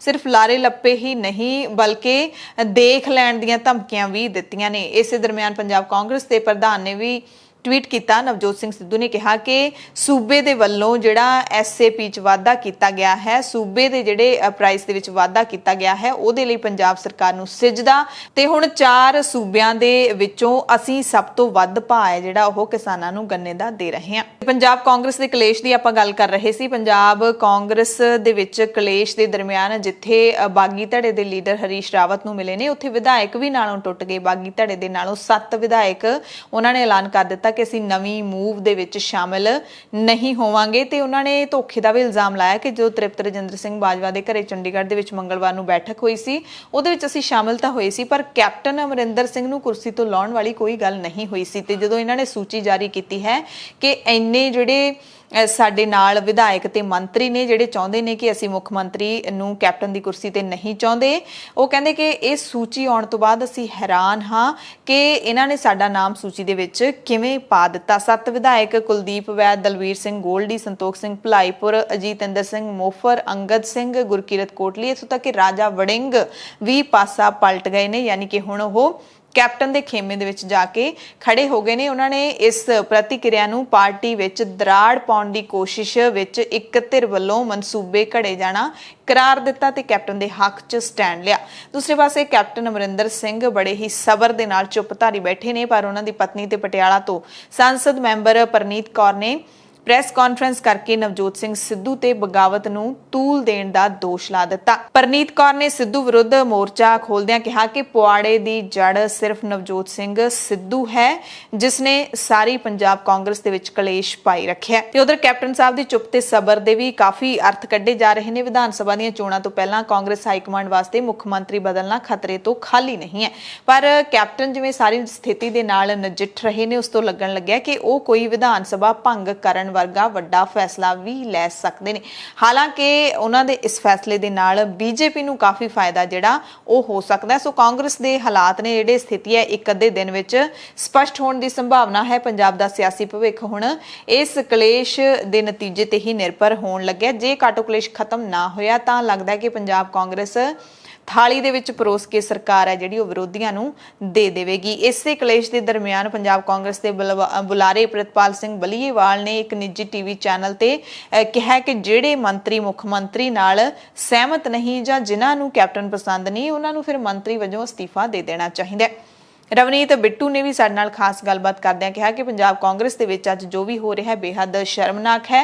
ਉਹਨਾਂ ਕਿਹਾ ਕਿ ਮੈਂ ਤਾਂ ਇੱਕ ਜੂਨੀਅਰ ਲੀਡਰ ਹਾਂ, ਪਾਰਟੀ ਦੇ ਵੱਡੇ ਲੀਡਰ ਅਜਿਹੇ ਕੰਮ ਕਰ ਰਹੇ ਨੇ ਜਿਹਦਾ ਕਾਂਗਰਸ ਪਾਰਟੀ ਨੂੰ ਖਮਿਆਜ਼ਾ ਭੁਗਤਣਾ ਪੈ ਰਿਹਾ ਹੈ। ਤੇ ਨਵਜੋਤ ਸਿੰਘ ਸਿੱਧੂ ਦੇ ਸਲਾਹਕਾਰ ਮਾਲਵਿੰਦਰ ਮਾਲੀ ਹਾਲੇ ਵੀ ਆਪਣੀ ਜ਼ੁਬਾਨ ਬੰਦ ਨਹੀਂ ਕਰ ਰਹੇ। ਪੰਜਾਬ ਦੇ ਮੁੱਖ ਮੰਤਰੀ ਕੈਪਟਨ ਅਮਰਿੰਦਰ ਸਿੰਘ ਤੇ ਲਗਾਤਾਰ ਨਿਸ਼ਾਨੇ ਸਾਧ ਰਹੇ ਨੇ। ਉਹਨਾਂ ਨੇ ਇੱਥੋਂ ਤੱਕ ਕਹਿ ਦਿੱਤਾ ਹੈ ਕਿ ਅਲੀ ਬਾਬਾ ਤੇ 40 ਚੋਰ ਪੰਜਾਬ ਤੇ ਹਾਵੀ ਨੇ। ਮਾਲਵਿੰਦਰ ਮਾਲੀ ਨੇ ਕਿਹਾ ਕਿ ਵਿਜੇਂਦਰ ਸਿੰਗਲਾ ਲੋਕ ਨਿਰਮਾਣ ਵਿਭਾਗ ਵਿੱਚ ਵੱਡਾ ਭ੍ਰਿਸ਼ਟਾਚਾਰ ਕਰ ਰਹੇ ਨੇ। ਮਾਲੀ ਨੇ ਲੁਧਿਆਣਾ ਤੋਂ ਲੋਕ ਸਭਾ ਦੇ ਸੰਸਦ ਮੈਂਬਰ ਮਨੀਸ਼ ਤਿਵਾੜੀ ਨੂੰ ਵੀ ਭਗੌੜਾ ਕਰਾਰ ਦਿੱਤਾ ਹੈ। ਬਲਵੀਰ ਸਿੰਘ ਸਿੱਧੂ ਸਿਹਤ ਮੰਤਰੀ ਨੂੰ ਚੇਤਾਵਨੀ ਦਿੰਦਿਆਂ ਮਾਲੀ ਨੇ ਕਿਹਾ ਕਿ ਜੇਕਰ ਬਲਵੀਰ ਸਿੰਘ ਸਿੱਧੂ ਨੇ ਮੇਰੇ ਵਿਰੁੱਧ ਕੁਝ ਵੀ ਕਿਹਾ ਤਾਂ ਬਲਵੀਰ ਸਿੰਘ ਨੂੰ ਆਉਣ ਵਾਲੇ ਸਮੇਂ ਦੇ ਵਿੱਚ ਤਿਆਰ ਰਹਿਣਾ ਚਾਹੀਦਾ ਹੈ। ਕਹਿੰਦੇ ਕੈਪਟਨ ਅਮਰਿੰਦਰ ਸਿੰਘ ਦੀ ਲਿਖਤੀ ਕਾਰਗੁਜ਼ਾਰੀ ਦੀ ਬਜਾਏ ਅੱਜ ਮੈਂ ਕੁਝ ਹੋਰ ਲੋਕਾਂ ਬਾਰੇ ਗੱਲ ਕਰ ਰਿਹਾ। ਲੋਕਾਂ ਨੂੰ ਭੁੱਲ ਜਾਣਾ ਚਾਹੀਦਾ ਹੈ ਕਿ ਨਵਜੋਤ ਸਿੰਘ ਸਿੱਧੂ ਅਜਿਹੇ ਅਲੀ ਬਾਬਾ 40 ਚੋਰ ਕੀ ਬਰਾਤ ਦਾ ਲਾੜਾ ਬਣੇਗਾ। ਮਾਲੀ ਨੇ ਦਾਅਵਾ ਕੀਤਾ ਕਿ ਹੁਣ ਪੰਜਾਬ 'ਚ ਸਭ ਕੁਝ ਬਦਲ ਜਾਏਗਾ। ਸਿਆਸੀ ਲੀਡਰਾਂ ਦੇ ਖਿਲਾਫ ਜਿਹੜੇ ਕੇਸ ਦਰਜ ਹੋਏ ਨੇ ਪੂਰੇ ਭਾਰਤ ਦੇ ਵਿੱਚ, ਉਸ ਤੇ ਸੁਪਰੀਮ ਕੋਰਟ ਨੇ ਇੱਕ ਹੋਰ ਅਹਿਮ ਟਿੱਪਣੀ ਕੀਤੀ ਹੈ। ਸੁਪਰੀਮ ਕੋਰਟ ਨੇ ਕਿਹਾ ਕਿ ਸੰਸਦ ਮੈਂਬਰਾਂ ਜਾਂ ਵਿਧਾਇਕਾਂ ਦੇ ਵਿਰੁੱਧ ਅਪਰਾਧਿਕ ਮਾਮਲਿਆਂ ਨੂੰ ਵਾਪਸ ਲੈਣ ਤੇ ਅਸੀਂ ਪੂਰੀ ਤਰ੍ਹਾਂ ਰੋਕ ਨਹੀਂ ਲਾਈ ਹੈ। ਜੇ ਕੋਈ ਕੇਸ ਗਲਤ ਇਰਾਦੇ ਨਾਲ ਦਰਜ ਕੀਤਾ ਜਾਂਦਾ ਹੈ ਤੇ ਸੂਬਾ ਸਰਕਾਰ ਇਸ ਨੂੰ ਵਾਪਸ ਲੈ ਸਕਦੀ ਹੈ, ਪਰ ਉਸ ਹੁਕਮ ਨੂੰ ਜਾਰੀ ਕਰਦੇ ਹੋਏ, ਇਸ ਕੇਸ ਨੂੰ ਵਾਪਸ ਲੈਣ ਦਾ ਹੁਕਮ ਜਾਰੀ ਕਰਦੇ ਹੋਏ ਕਾਰਨ ਜ਼ਰੂਰ ਦੱਸਣੇ ਪੈਣਗੇ। ਸੂਬਾ ਸਰਕਾਰ ਦੇ ਅਜਿਹੇ ਹੁਕਮ ਦੀ ਨਿਆਇਕ ਰੂਪ 'ਚ ਹਾਈ ਕੋਰਟ ਵਿੱਚ ਸਮੀਖਿਆ ਵੀ ਹੋਣੀ ਚਾਹੀਦੀ ਹੈ, ਉਦੋਂ ਹੀ ਕੇਸ ਵਾਪਸ ਲਿਆ ਜਾਵੇਗਾ। ਮੁੱਖ ਮੰਤਰੀ ਕੈਪਟਨ ਅਮਰਿੰਦਰ ਸਿੰਘ ਨੇ ਕੇਂਦਰੀ ਵਿਦੇਸ਼ ਮੰਤਰੀ ਡਾਕਟਰ ਜੈ ਸ਼ੰਕਰ ਤੋਂ ਮੰਗ ਕੀਤੀ ਹੈ ਕਿ ਯੂਕੇ ਬਰਤਾਨੀਆ ਤੋਂ ਮਹਾਨ ਸ਼ਹੀਦ ਊਧਮ ਸਿੰਘ ਦੀਆਂ ਨਿੱਜੀ ਚੀਜ਼ਾਂ, ਜਿਨ੍ਹਾਂ ਦੇ ਵਿੱਚ ਉਹਨਾਂ ਦਾ ਪਿਸਤੌਲ ਤੇ ਨਿੱਜੀ ਡਾਇਰੀ ਸ਼ਾਮਲ ਹੈ, ਉਸ ਨੂੰ ਵਾਪਸ ਲਿਆਉਣ ਦੇ ਲਈ ਯੂਕੇ ਸਰਕਾਰ ਦੇ ਨਾਲ ਗੱਲਬਾਤ ਕੀਤੀ ਜਾਵੇ। ਕੈਪਟਨ ਨੇ ਚਿੱਠੀ ਲਿਖੀ ਹੈ, ਡਾਕਟਰ ਐਸ ਜੈ ਸ਼ੰਕਰ ਨੂੰ ਅਪੀਲ ਕੀਤੀ ਹੈ ਕਿ ਮੁੱਦਾ ਯੂਕੇ ਦੀ ਸਰਕਾਰ ਦੇ ਕੋਲ ਚੁੱਕਿਆ ਜਾਵੇ ਤਾਂ ਜੋ ਆਜ਼ਾਦੀ ਦੀ 75ਵੀਂ ਵਰ੍ਹੇਗੰਢ ਮਨਾ ਰਿਹਾ ਭਾਰਤ ਇਸ ਮਹਾਨ ਸ਼ਹੀਦ ਨੂੰ ਆਪਣੀ ਸ਼ਰਧਾਂਜਲੀ ਦੇ ਸਕੇ। ਪੰਜਾਬ ਰੋਡਵੇਜ਼ ਅਤੇ ਪਨਬਸ ਕੰਟਰੈਕਟ ਵਰਕਰਜ਼ ਯੂਨੀਅਨ ਦੇ ਜਿਹੜੇ ਮੁਲਾਜ਼ਮ ਹੈਗੇ ਨੇ, ਉਹਨਾਂ ਦਾ ਹਾਲੇ ਵੀ ਕੋਈ ਹੱਲ ਨਹੀਂ ਕੱਢਿਆ ਗਿਆ ਤੇ ਉਹ ਲਗਾਤਾਰ ਸੰਘਰਸ਼ ਦੀ ਰਾਹ ਤੇ ਹੈਗੇ ਨੇ। ਤੇ ਇਹਨਾਂ ਵਰਕਰਾਂ ਦੇ ਵੱਲੋਂ ਪੰਜਾਬ ਅਤੇ ਪੀਆਰਟੀਸੀ ਦੇ ਜਿਹੜੇ ਕੱਚੇ ਮੁਲਾਜ਼ਮ ਨੇ, ਉਹਨਾਂ ਦੇ ਵੱਲੋਂ ਪੰਜਾਬ ਦੇ ਸਾਰੇ ਬੱਸ ਸਟੈਂਡ ਬੰਦ ਕਰਕੇ ਰੋਸ ਮੁਜ਼ਾਹਰਾ ਕੀਤਾ ਗਿਆ। 2 ਘੰਟਿਆਂ ਦੇ ਲਈ ਬੱਸ ਸਟੈਂਡ ਬੰਦ ਕੀਤੇ ਗਏ ਤੇ ਸਰਕਾਰ ਨੂੰ ਸਪਸ਼ਟ ਰੂਪ ਵਿੱਚ ਆਪਣੇ ਅਗਲੇ ਸੰਘਰਸ਼ ਦੀ ਚੇਤਾਵਨੀ ਵੀ ਦਿੱਤੀ। ਉਹਨਾਂ ਮੰਗ ਕੀਤੀ ਹੈ ਕਿ ਸਰਕਾਰ ਦੇ ਵੱਲੋਂ ਸਰਕਾਰੀ ਬੱਸਾਂ ਦੀ ਗਿਣਤੀ 10,000 ਕੀਤੀ ਜਾਵੇ ਤੇ ਜਿਹੜੇ ਕੱਚੇ ਮੁਲਾਜ਼ਮ ਨੇ ਕਈ ਸਾਲਾਂ ਤੋਂ ਉਹਨਾਂ ਨੂੰ ਪੱਕਾ ਕੀਤਾ ਜਾਵੇ। ਉਹਨਾਂ ਕਿਹਾ ਕਿ ਜੇ ਸਰਕਾਰ ਨੇ ਸਾਡੀਆਂ ਮੰਗਾਂ ਨਾ ਮੰਨੀਆਂ, 26 ਅਗਸਤ ਨੂੰ ਜਿਹੜੀ ਕੈਬਨਿਟ ਦੀ ਮੀਟਿੰਗ ਹੋਣ ਵਾਲੀ ਹੈ, ਉਹਦੇ ਵਿੱਚ ਕੱਚੇ ਮੁਲਾਜ਼ਮਾਂ ਨੂੰ ਪੱਕੇ ਕਰਨ ਸੰਬੰਧੀ ਕੋਈ ਫੈਸਲਾ ਨਾ ਲਿਆ ਗਿਆ ਤਾਂ 6 ਸਤੰਬਰ ਨੂੰ ਪਨਬਸ ਅਤੇ ਪੀਆਰਟੀਸੀ ਦੇ ਕੱਚੇ ਮੁਲਾਜ਼ਮ ਅਣਮਿੱਥੇ ਸਮੇਂ ਦੇ ਲਈ ਹੜਤਾਲ ਕਰਨਗੇ। ਸੋ ਇੱਕ ਵੱਡਾ ਐਲਾਨ ਹੈ, ਕਿਉਂਕਿ ਜੇ ਅਜਿਹਾ ਹੋ ਜਾਂਦਾ ਹੈ, 6 ਸਤੰਬਰ ਨੂੰ ਹੜਤਾਲ ਹੋ ਜਾਂਦੀ ਹੈ, 6 ਸਤੰਬਰ ਤੋਂ ਅਣਮਿੱਥੇ ਸਮੇਂ ਦੀ, ਤਾਂ ਸਾਰੀਆਂ ਬੱਸਾਂ ਨੇ ਜਿਹੜੀਆਂ ਉਹ ਬੰਦ ਹੋ ਜਾਣਗੀਆਂ। ਹਾਲਾਂਕਿ ਮੁਕੰਮਲ ਬੱਸਾਂ ਨਹੀਂ ਆਪਾਂ ਕਹਿ ਸਕਦੇ ਬੰਦ ਹੋਣਗੀਆਂ। ਜਿਹੜੇ ਪੱਕੇ ਮੁਲਾਜ਼ਮ ਨੇ ਉਹ ਕੱਚੇ ਮੁਲਾਜ਼ਮਾਂ ਦੇ ਨਾਲ ਪੂਰੀ ਤਰ੍ਹਾਂ ਦੇ ਨਾਲ ਨਹੀਂ ਚੱਲ ਰਹੇ, ਉਹ ਆਪਣੀਆਂ ਬੱਸਾਂ ਚੱਲਦੀਆਂ ਰੱਖ ਸਕਦੇ ਨੇ, ਪਰ ਕੱਚੇ ਮੁਲਾਜ਼ਮਾਂ ਵਾਲੀਆਂ ਬੱਸਾਂ ਜ਼ਰੂਰ ਬੰਦ ਹੋ ਜਾਣਗੀਆਂ ਤੇ ਲੋਕ ਪਰੇਸ਼ਾਨ ਜ਼ਰੂਰ ਹੋਣਗੇ। ਕੈਪਟਨ ਸਾਹਿਬ ਹੁਣ ਇੱਥੇ ਕੀ ਫੈਸਲਾ ਲੈਂਦੇ ਨੇ, ਇਸ ਦੀ ਉਡੀਕ ਇਹਨਾਂ ਕੱਚੇ ਮੁਲਾਜ਼ਮਾਂ ਨੂੰ ਰਹੇਗੀ। 7 ਤਰੀਕ ਨੂੰ ਪਟਿਆਲਾ ਦੇ ਵਿੱਚ ਮੋਤੀ ਮਹਿਲ ਦੇ ਬਾਹਰ ਪੱਕਾ ਧਰਨਾ ਲਾਏ ਜਾਣ ਦਾ ਐਲਾਨ ਇਹਨਾਂ ਨੇ ਕੀਤਾ ਹੈ। ਪੰਜਾਬ ਦੀਆਂ ਖਬਰਾਂ ਦੇ ਵਿੱਚ ਇੱਕ ਹੋਰ ਖਬਰ ਸਿਆਸਤ ਦੇ ਨਾਲ ਜੁੜੀ ਹੋਈ ਤੁਹਾਨੂੰ ਦੱਸ ਦਿੰਨੇ ਹਾਂ। ਆਮ ਆਦਮੀ ਪਾਰਟੀ ਦੇ ਜਿਹੜੇ ਪੰਜਾਬ ਪ੍ਰਧਾਨ ਭਗਵੰਤ ਮਾਨ, ਉਹਨਾਂ ਦੇ ਪੋਸਟਰ ਨੇ ਜਿਹੜੇ ਉਹ ਲਗਾਤਾਰ ਸਾਂਝੇ ਕੀਤੇ ਜਾ ਰਹੇ ਨੇ ਸੋਸ਼ਲ ਮੀਡੀਆ ਤੇ। ਜਦੋਂ ਸੇਵਾ ਸਿੰਘ ਸੇਖਵਾਂ ਦੇ ਨਾਮ ਦੀ ਚਰਚਾ ਹੋ ਰਹੀ ਹੈ ਤੇ ਅਰਵਿੰਦ ਕੇਜਰੀਵਾਲ ਵੀਰਵਾਰ ਨੂੰ ਪੰਜਾਬ 'ਚ ਪਹੁੰਚ ਰਹੇ ਨੇ, ਉਸ ਤੋਂ ਇੱਕ ਦਿਨ ਪਹਿਲਾਂ ਭਗਵੰਤ ਮਾਨ ਦੇ ਹੱਕ ਵਿੱਚ ਡਟਣ ਦੇ ਪੋਸਟਰ ਲੱਗਣੇ ਸ਼ੁਰੂ ਹੋ ਗਏ ਨੇ। ਹਲਕਾ ਮੌੜ ਦੇ ਵਿੱਚ ਵੱਡੀ ਧਰਮਸ਼ਾਲਾ ਪਿੰਡ ਢੱਡੇ ਹਲਕਾ ਮੌੜ ਦੇ ਵਿੱਚ ਸਵੇਰੇ 8 ਵਜੇ 26 ਤਰੀਕ ਨੂੰ ਹੀ ਇਸੇ ਦਿਨ ਅਰਵਿੰਦ ਕੇਜਰੀਵਾਲ ਪੰਜਾਬ ਪਹੁੰਚ ਰਹੇ ਨੇ ਤੇ ਇਸੇ ਦਿਨ ਭਗਵੰਤ ਮਾਨ ਦੇ ਹੱਕ ਦੇ ਵਿੱਚ ਸੱਦਿਆ ਜਾ ਰਿਹਾ ਹੈ ਨੌਜਵਾਨਾਂ ਦੇ ਵੱਲੋਂ, ਸਾਰੇ ਆਮ ਆਦਮੀ ਪਾਰਟੀ ਦੇ ਵੋਲੰਟੀਅਰਸ ਦੇ ਵੱਲੋਂ ਇਹ ਸੁਨੇਹਾ ਜਿਹੜਾ ਦਿੱਤਾ ਜਾ ਰਿਹਾ ਹੈ। ਸੋ ਆਉਣ ਵਾਲੇ ਦਿਨਾਂ ਦੇ ਵਿੱਚ ਜੇ ਕੋਈ ਅਜਿਹਾ ਵੱਡਾ ਫੈਸਲਾ ਲਿਆ ਜਾਂਦਾ ਤਾਂ ਇਹ ਵੀ ਇਸ ਗੱਲ ਤੋਂ ਵੀ ਕੋਈ ਗੁਰੇਜ਼ ਨਹੀਂ ਕਿ ਜਿਵੇਂ ਪਹਿਲਾਂ ਪਾਰਟੀ ਦੇ ਲੀਡਰਾਂ ਦੇ ਵਿਚਕਾਰ ਫੁੱਟ ਪੈਂਦੀ ਰਹੀ ਹੈ ਤਾਂ ਅਜਿਹਾ ਆਉਣ ਵਾਲੇ ਦਿਨਾਂ ਦੇ ਵਿੱਚ ਵੀ ਹੋ ਸਕਦਾ ਹੈ। ਬੁਲੇਟਿਨ ਦੇ ਵਿੱਚ ਕੁਝ ਖਾਸ ਤੇ ਵੱਡੀਆਂ ਖਬਰਾਂ ਪੂਰੇ ਭਾਰਤ ਦੀਆਂ। ਸਭ ਤੋਂ ਪਹਿਲੀ ਖਬਰ ਮਹਾਰਾਸ਼ਟਰ ਤੋਂ ਹੈ, ਮੁੰਬਈ ਤੋਂ ਹੈ, ਜਿੱਥੇ ਇੱਕ ਦਿਨ ਪਹਿਲਾਂ ਕੇਂਦਰੀ ਮੰਤਰੀ ਰਾਣਾ ਦੀ ਗ੍ਰਿਫਤਾਰੀ ਹੋਈ ਸੀ ਪਰ ਰਿਹਾਈ ਵੀ ਹੋ ਗਈ ਹੈ। ਰਾਣੇ ਦੀ ਗ੍ਰਿਫਤਾਰੀ ਸਹੀ ਹੈ ਪਰ ਹਿਰਾਸਤ ਦੇ ਵਿੱਚ ਪੁੱਛ ਪੜਤਾਲ ਕਰਨ ਦੀ ਜ਼ਰੂਰਤ ਨਹੀਂ ਹੈ, ਇਹ ਅਦਾਲਤ ਨੇ ਕਿਹਾ। महाराष्ट्र ਦੇ ਮਹਾੜ ਦੀ ਅਦਾਲਤ ਨੇ ਮੁੱਖ ਮੰਤਰੀ ਉद्धਵ ਠਾਕਰੇ ਦੇ ਵਿਰੁੱਧ ਇਤਰਾਜ਼ਯੋਗ ਟਿੱਪਣੀ ਕਰਨ ਲਈ ਕੇਂਦਰੀ ਮੰਤਰੀ ਨਾਰਾਇਣ ਰਾਣੇ ਨੂੰ ਜ਼ਮਾਨਤ ਦਿੰਦਿਆਂ ਕਿਹਾ ਕਿ ਗ੍ਰਿਫਤਾਰੀ ਤਾਂ ਸਹੀ ਸੀ ਰਾਣੇ ਦੀ, ਪਰ ਹਿਰਾਸਤ ਵਿੱਚ ਰੱਖ ਕੇ ਪੁੱਛ ਪੜਤਾਲ ਕਰਨ ਦੀ ਲੋੜ ਨਹੀਂ ਹੈ। ਅਦਾਲਤ ਨੇ ਮੰਗਲਵਾਰ ਦੇਰ ਰਾਤ ਨੂੰ ਹੀ ਰਾਣੇ ਨੂੰ ਜ਼ਮਾਨਤ ਦੇ ਦਿੱਤੀ ਸੀ। इस दौरान नासिक पुलिस ने राणे तो पुछ पड़ताल के लिए 2 नवंबर नूं थाणे विच बुला लिया है, सद लिया है। ते सारे मसले दे विच नारायण राणे दे पुत ने कहा करारा जवाब मिलेगा, जरूर करारा जवाब मिलेगा। पुत्र ਅਤੇ ਭਾਰਤੀ ਜਨਤਾ ਪਾਰਟੀ ਦੇ ਨੇਤਾ ਨਿਤੇਸ਼ ਰਾਣੇ ਨੇ ਟਵਿੱਟਰ ਤੇ ਬਾਲੀਵੁੱਡ ਫਿਲਮ ਦਾ ਵੀਡੀਓ ਪੋਸਟ ਕੀਤਾ ਹੈ। ਇਸ ਨੂੰ ਸਾਂਝਾ ਕਰਕੇ ਢੁਕਵਾਂ ਜਵਾਬ ਦੇਣ ਦਾ ਸੰਕੇਤ ਦਿੱਤਾ ਹੈ। ਨਿਤੇਸ਼ ਰਾਣੇ ਨੇ ਟਵਿੱਟਰ ਤੇ ਫਿਲਮ ਰਾਜਨੀਤੀ ਦਾ ਵੀਡੀਓ ਸਾਂਝਾ ਕੀਤਾ, ਜਿਹਦੇ ਵਿੱਚ ਅਭਿਨੇਤਾ ਮਨੋਜ ਵਾਜਪਾਈ ਇਹ ਕਹਿੰਦਾ ਹੈ ਕਿ ਜੋ ਅਸਮਾਨ ਵੱਲ ਥੁੱਕਣ ਵਾਲੇ ਨੂੰ ਸ਼ਾਇਦ ਇਹ ਪਤਾ ਨਹੀਂ ਕਿ ਉਹ ਥੁੱਕ ਉਸ ਦੇ ਮੂੰਹ ਤੇ ਹੀ ਆ ਕੇ ਡਿੱਗੇਗਾ। करारा जवाब मिलेगा, करारा जवाब मिलेगा। इस तरह का ट्वीट है जिहड़ा कीता गया।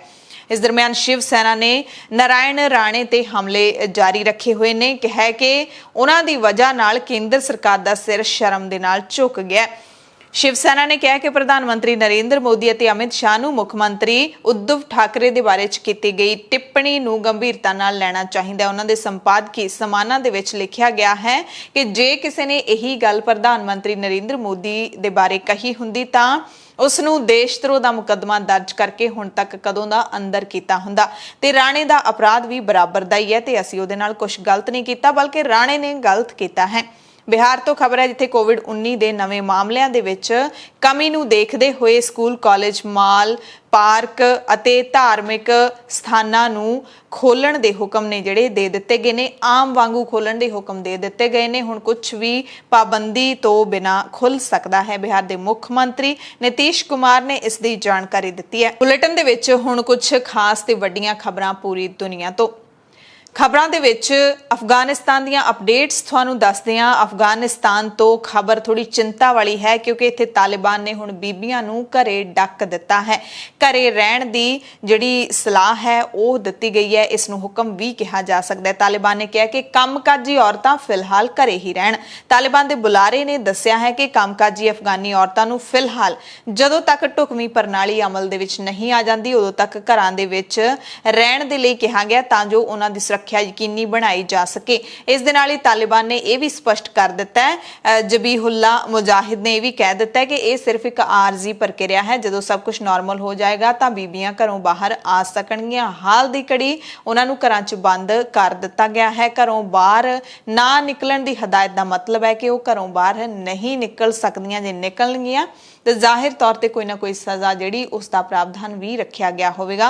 जिहड़ा डर औरतां दे मन दे विच सी, अफगानिस्तान दी औरतां दे मन दे विच कि तालिबान दे राज तो बाद साडे नाल की होएगा, उसका एक थोड़ा जिहा संकेत मिल गया।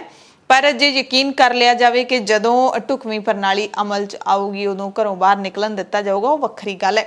उधर विश्व बैंक ने अफगानिस्तान की वित्तीय मदद नूं रोक दिता है। वर्ल्ड बैंक ने तालिबान के अधिकार हेठ आउण तो बाद अपने ताज़ा फैसले दे विच यह फैसला लिया है कि अफगानिस्तान नूं हुण असीं वित्तीय मदद नहीं देंगे।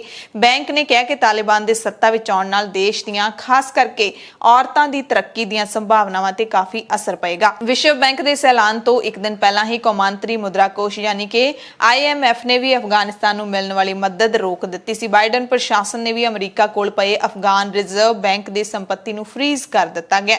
2002 तो लैके विश्व बैंक ने अफगानिस्तान के पुनर्निर्माण के लिए करीब $5.5 बिलियन की राशि जारी की है। विश्व बैंक के स्टाफ ने कहा है कि अफगानिस्तान तो असीं बैंक की सारी टीम नूं सुरक्षित कढ के पाकिस्तान पहुंचा दिता है। सो इत्थे विश्व बैंक का जिहड़ा यह तर्क है कि तालिबान के राज दे विच औरतां दी तरक्की है जिहड़ी उस दीआं संभावनावां दे उत्ते असर पएगा काफ़ी। ये जिहड़ा बयान है इस दे करके हो सकता है कि तालिबान बीबियां दे उत्ते इन्ने ज़्यादा जिहड़ियां पाबंदियां ने वो ना लावे, क्योंकि अफगानिस्तान नूं जाहिर तौर ते विश्व बैंक दी जां फिर IMF दी मदद तां चाहीदी है। अफगानिस्तान जिहड़ा हैगा वो एक विकसित मुल्क नहीं है, विकासशील मुल्क है ते हुण तां उत्थे हालात होर भी गंभीर हुंदे जा रहे ने। ਹੋ ਸਕਦਾ ਹੈ ਕਿ ਅਫਗਾਨਿਸਤਾਨ ਵਿੱਤੀ ਮਦਦ ਲੈਣ ਦੀ ਮਜਬੂਰੀ ਦੇ ਵਿੱਚ ਹੀ ਔਰਤਾਂ ਨੂੰ ਜਿਹੜਾ ਹੈਗਾ ਪਾਬੰਦੀਆਂ ਤੋਂ ਰਹਿਤ ਕਰ ਦੇਵੇ ਤੇ ਇਹ ਔਰਤਾਂ ਦੇ ਲਈ ਕਾਫੀ ਸੌਖਾ ਹੋਏਗਾ। ਟੋਕੀਓ ਦੇ ਵਿੱਚ ਪੈਰਾ 올림픽ਸ ਖੇਡਾਂ ਨੇ ਜਿਹੜੀਆਂ ਉਹ ਚੱਲ ਰਹੀਆਂ ਨੇ। ਇੱਥੇ ਅਫਗਾਨਿਸਤਾਨ ਦਾ ਝੰਡਾ ਤਾਂ ਸ਼ਾਮਿਲ ਹੋਇਆ ਹੈ ਪਰ ਖਿਡਾਰੀ ਨਹੀਂ ਸ਼ਾਮਿਲ ਹੋਏ।